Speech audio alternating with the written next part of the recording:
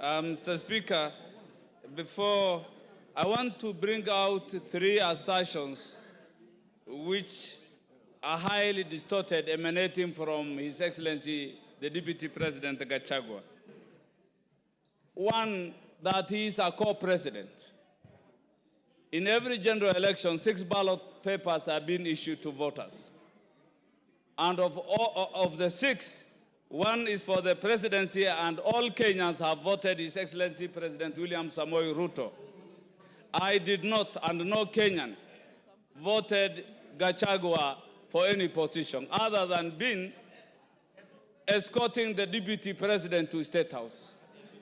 Nobody, the president to State House. He was not elected. So the claim that he had acquired 7.2 million voters is unfounded, unfactual, and is just mere hallucinations, Mr. Speaker. So he's not a co-president, he is just merely an assistant to the president. A second thing, Mr. Speaker, he always talks of being trained in paramilitary exercises or acquired paramilitary training. He is supposed to be a symbol of harmony, a symbol of unity, not to intimidate, not to tell the citizenry that indeed he is military trained. That in itself bespeaks volumes on who his character is, Mr. Speaker. One other thing, yesterday he has made disparaging remarks on the Speaker of the National Assembly and the Speaker of the Senate. The fact that his impeachment is coming in front of this House today and thereafter proceed to the Senate, it wasn't befitting for him to speak disparaging, derogatory remarks on our Speaker and the Speaker of the Senate. On to the impeachment motion, Mr. Speaker.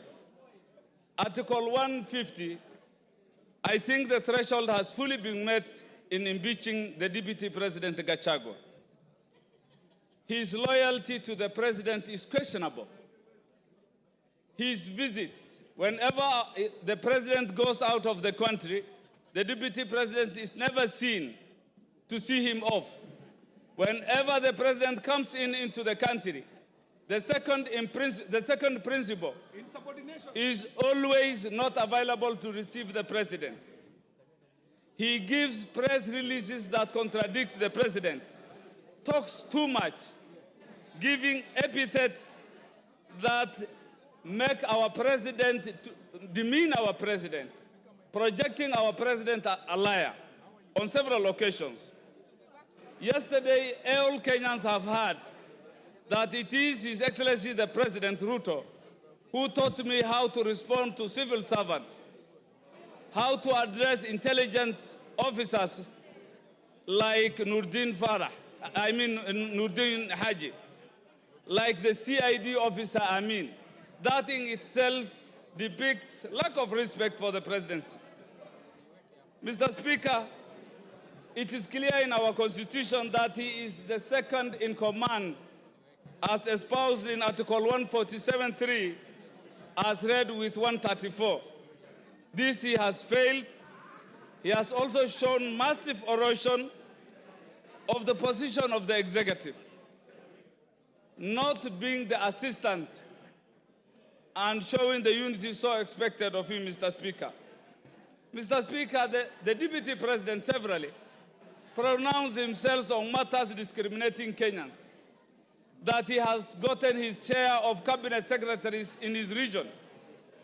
Cabinet secretaries belong to all Kenyans, and I think that doesn't befit. He has addressed public servants in public, and in all aspects, he has violated Article 232, which is the same principles that is expected for the executive. Finally, Mr. Speaker, he also talked ill of public participation.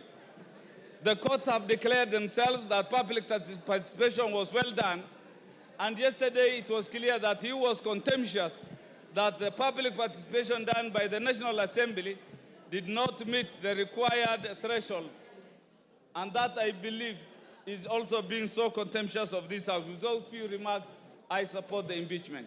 Thank you.